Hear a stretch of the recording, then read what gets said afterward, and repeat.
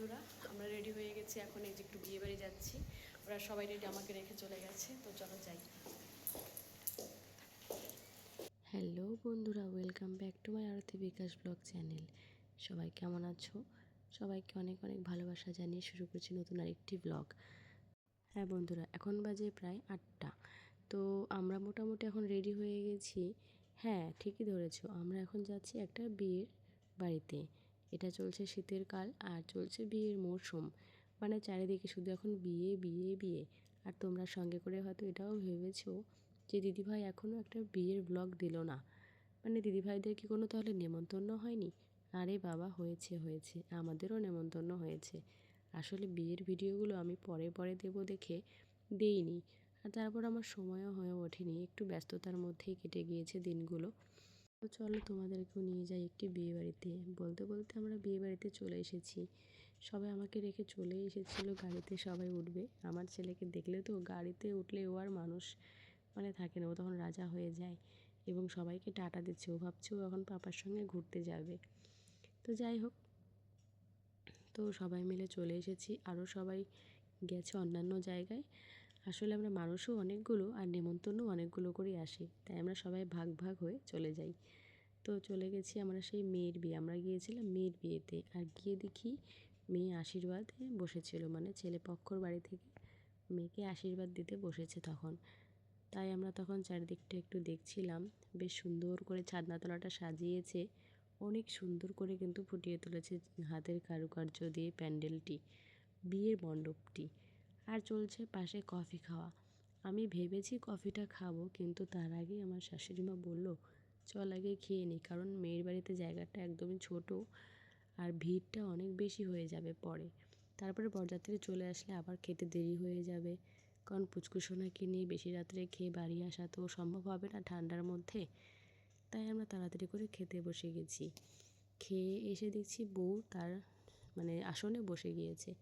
তো এখান থেকে একটু ভিডিও টিডিও করলাম। ভিডিও করার পর আমরা কিন্তু সবাই একসঙ্গে খেতে বসতে পারিনি, কারণ পুচকুকে নিয়ে থাকতে হয়েছিল। আমি আর আমার শাশুড়ি মা সবাই খাওয়া দাওয়া করে নিয়ে তারপরে ওর পাপা বসেছিল, আর ওর বন্ধু বান্ধব আরও দু একজন ছিল, তাদের সঙ্গে বসে গিয়েছিল। তো এর মধ্যেই চলে এসেছে বর।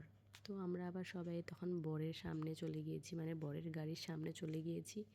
গিয়ে দেখছি নানান রকমের বেশ বাজি পটকা ফুটছে, বেশ দারুণ লাগছে কিন্তু। আর এত সুন্দর রাত্রেবেলা আলোকসজ্জাগুলো হচ্ছিল, বেশ খুব মজা লাগছিল দেখতে। অনেক বাজি ফুটিয়েছে, আমি অনেক ভিডিও তুলতে পারিনি, তবে এগুলো পরে তুলেছি। আর তোমাদের কেমন লাগলো ভিডিওতে কমেন্ট করতে কেউ ভুলবে না, জানাবে অবশ্যই কেমন হয়েছে। আর এরপরে চলছে বরকে বরণ করা। মানে দেখো না, খুব সুন্দরভাবে এই বিয়েটা আমার চোখে দেখা একটি নতুন নিয়মের বিয়ে।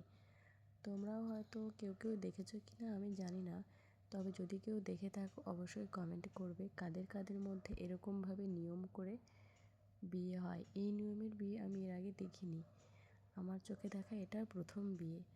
তো দেখো, প্রথমে তো গাড়ি থেকে বরকে বরণ করে নিল, এই অবধি তো সব ঠিকই আছে। তো এখানে আবার ছাতা নিয়ে এসেছে একজন, মানে বরপক্ষ থেকে ছাতা করে মানে কি বরকে নিয়ে নামাতে হয় বলে। তারপরে তার শাশুড়ি মা এবং একে একে যারা তার গুরুজনরা রয়েছে তাকে বরণ করে নেয়। বরণ করে নেওয়ার পরেই রয়েছে নতুন একটা টুইস্ট। তো সেই টুইস্টটাই তোমাদের কাছে বলছি। দেখো, এইখানে চলে এসেছে বউ। বউকে সবাই কাঁধে করে নিয়ে চলে এসেছে বরের সামনে। এরকম বিয়ে আমি কখনো কোথাও দেখিনি, তবে এটা আমার কাছে নতুন, সত্যিই নতুন একটা ইউনিক জিনিস হলো। তোমাদের কাছে কেউ কেউ এরকম দেখেছো কিনা, হয়েছে কিনা আমাকে একটু জানিও তো। এখানে নাকি এই বরকে এই নতুন বউ বা এই কনেটাই নাকি তাকে বরণ করে নেবে, এটাই নাকি তাদের রিচুয়ালস।